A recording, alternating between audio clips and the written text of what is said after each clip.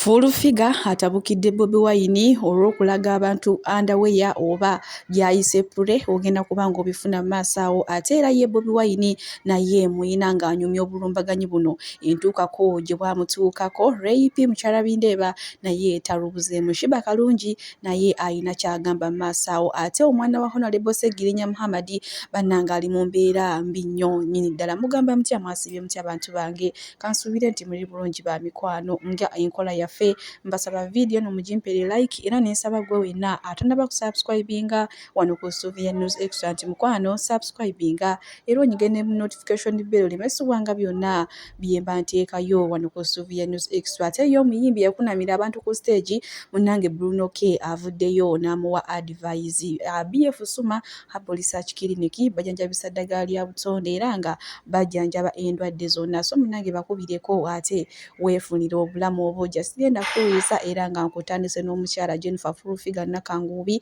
ono munanga avudde mu mbeera oluvannyuma lunaku lw'ejjo principal okufulumya ka video okuva ku mutwe gwe paka ku kigere ekisemberayo ddala ng'alaga enkuba ate gye bamutuusaako obulumbaganyi jjukira we yabadde alaga akatambi agundi pule ey'omunda yayiseeyo kati Furufiga emujje mu mbeera mbu yagenda kubeera president ki akunamira abantu biki bikyayogedde bingi ngenda kubanga ate mubatuusaako maaso wano namwe mwerabireko mbu ye embozi ya Kyagulanyi baate bagala jogerako nga omuntu atya nengi breaking down kati omuyekera ali down president up omuyeke ati watugamba oyekera muri 7 ate watugamba labisa nafe watugamba tulabise labisa mu 7 kati nafe omusajja omukulu wotuuka okwagala mbu opuruvinga abantu nandaweya underpart katono otulage ebitundu byaffe ebyabakyala ebyatuwoomera okamala ne bakukwata okuve bagita entanyomwa n'ogibamba bwoti mbu opuruvinga naye nga bannange nebyopuruvinga nayonka abiraba nti aga Katonda mu ggulu wopuruvinga tewali kiwundu ky'amasasi emuntu yakutte vidiyo eyo maybe alaka mukyalawo naye kino kyakusoza kyamaanyi abasajja boliko byo tuga nti bayekera sale musale tumulaba amasase mikono gye twagalabi nago nwagalabi kuluko nange President Museveni mumulaba omukono ogwo ne mugusekerera ne mugwogerera ne mugugusa tewali amanyi nze namubuuzaako omukono ogwo kyagwaba ogwo mukono ogwo mulaba ne mugweta ne muguzuminga ne mukola mutya Full figure y'omunange pule ya Bobi Wine teyamulese kyekimu takomyoko atabukidde oba aganye kolabo ya Mpombo Andrew banage nerinnya eridaka oba kamano oba kaki naye Kasolo abigaanidde ddala muyina maaso wano ng'akumbye kwerima ate katumulabe tusobole okweyongerayo n'agaaliro banage mama Fango yenna ali serious bitya eyayita musimanyi Andrew Kamana mbu ayagala kujja mu parliament bakole kolabo ne Kasolo oyo ye mubaka kubaka ti yali nyawuli anti naye nga lirye linnya Kamana ne tata wera liri mbade ndine n'okukyogera wano ne linnya libe naye kati lwaki ali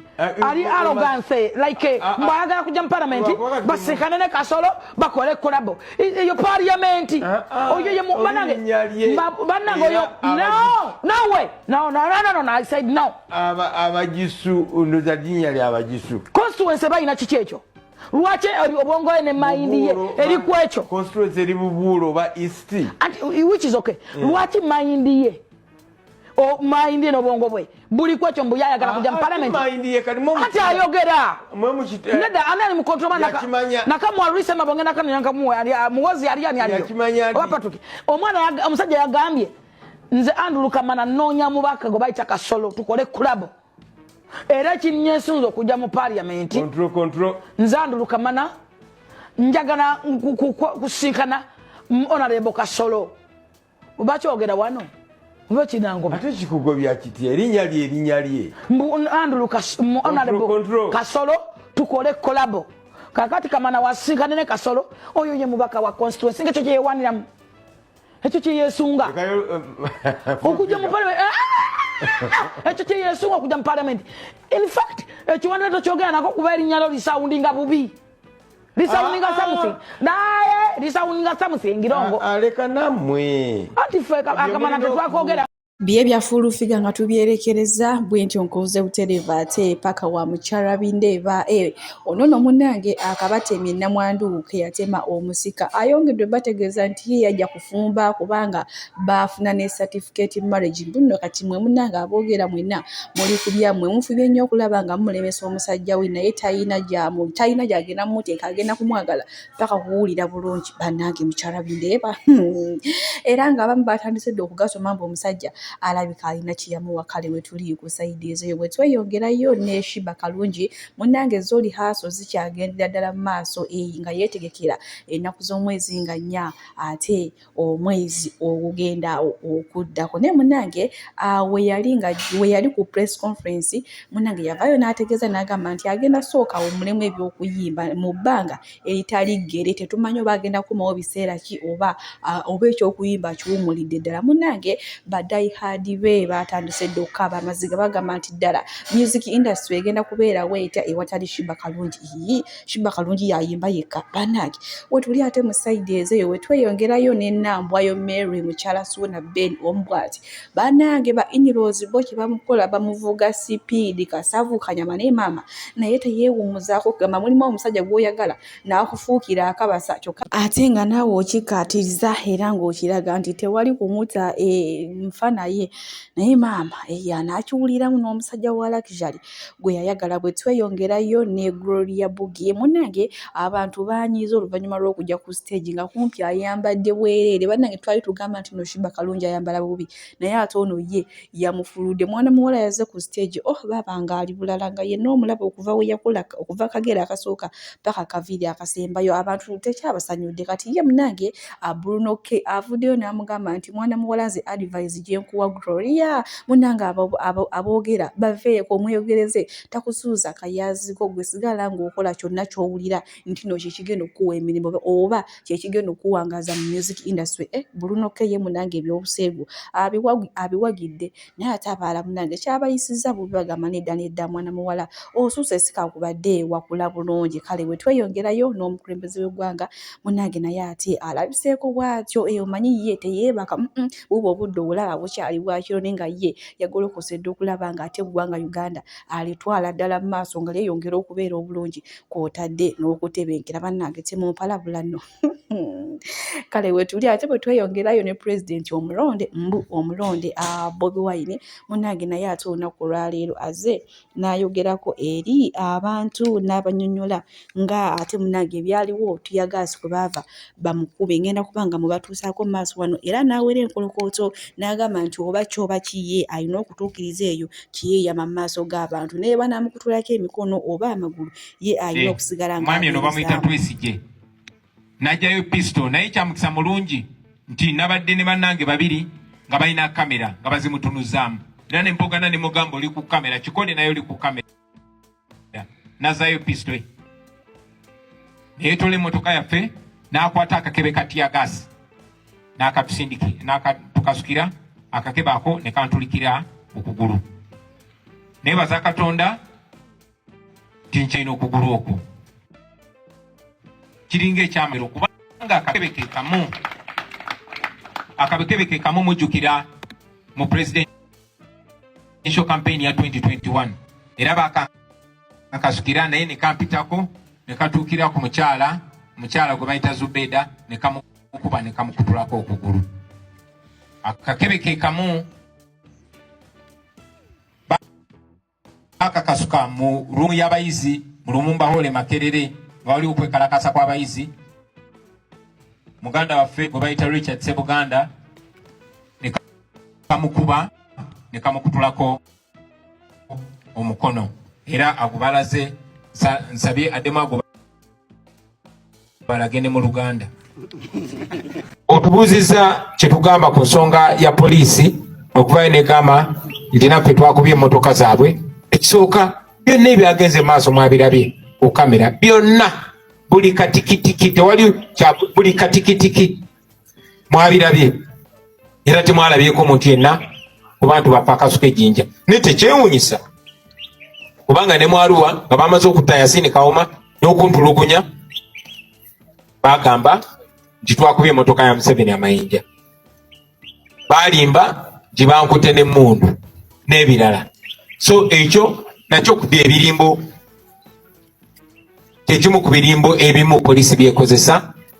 ng'eyagala okweggyako omusango, lwakuba ku mulundi guno abannansi baabalabisiza Pulinsipal ye wamma akyaweera ddala enkolokooto agambye ne bwe munaamukutulako amagulu gonna ne bwe munaamugyako emikono ye tagenda kuva ku kintu kye yatandika, nti yagenda okukitandika ng'akiyinamu obumalirivu ate nga we ngenda okumubatuusaako maaso wano era nga akyabannyonnyola. Era agambye nti asekerera mmwe mwenna abamwesimbamu okumulemesa. Kale katumulaba ate tweyongereyo n'agaaleero.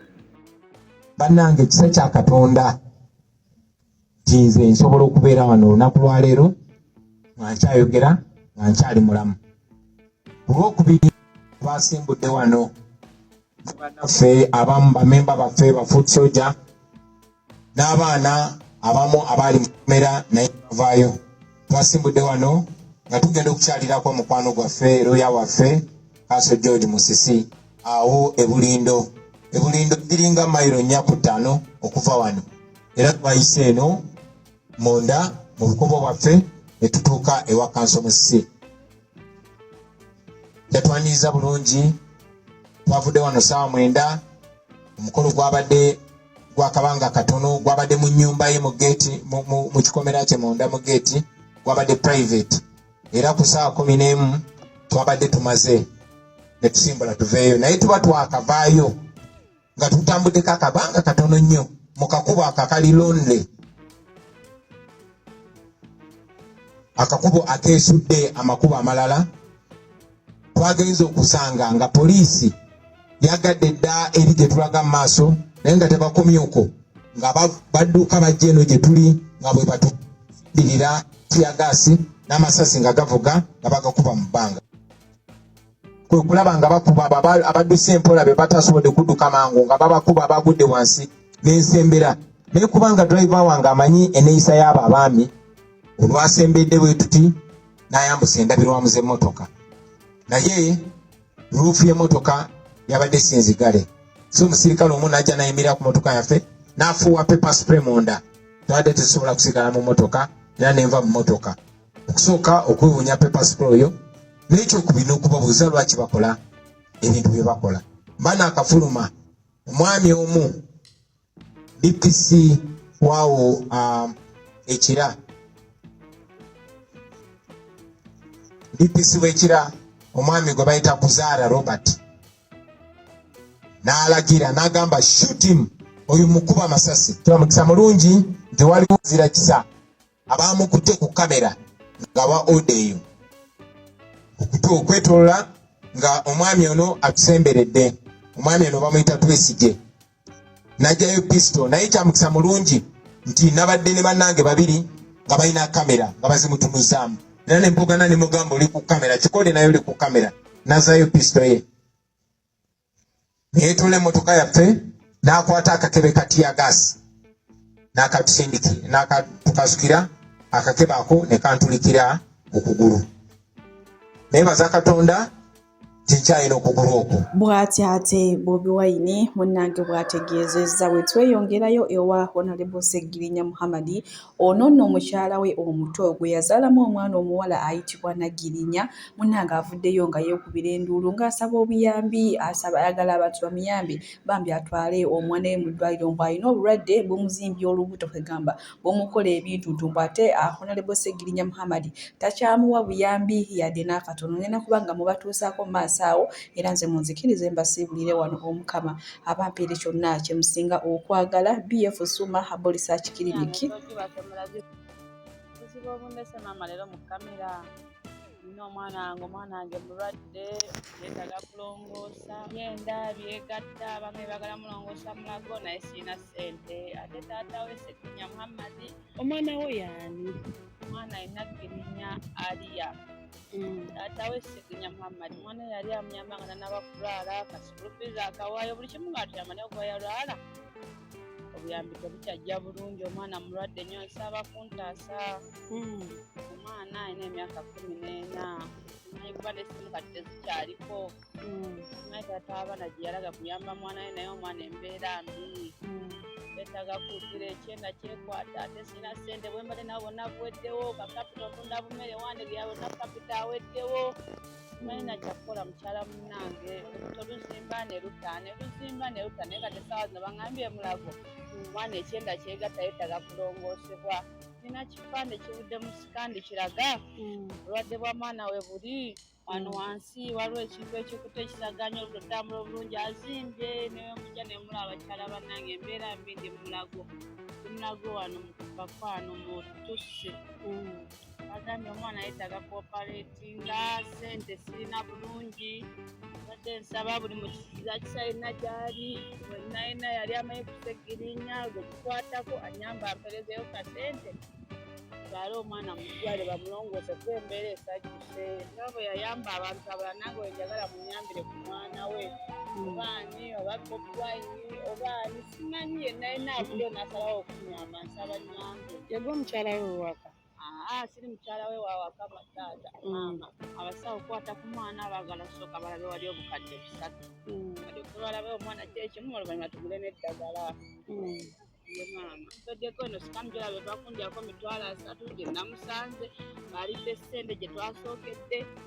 byonna byalina ebintu byonna alina obusente bunteddeko abandaba amadensi abanyambe ne konnakonna ke banaabanyambeyo konnakonna akasente esimu yange nsogibasomera 07049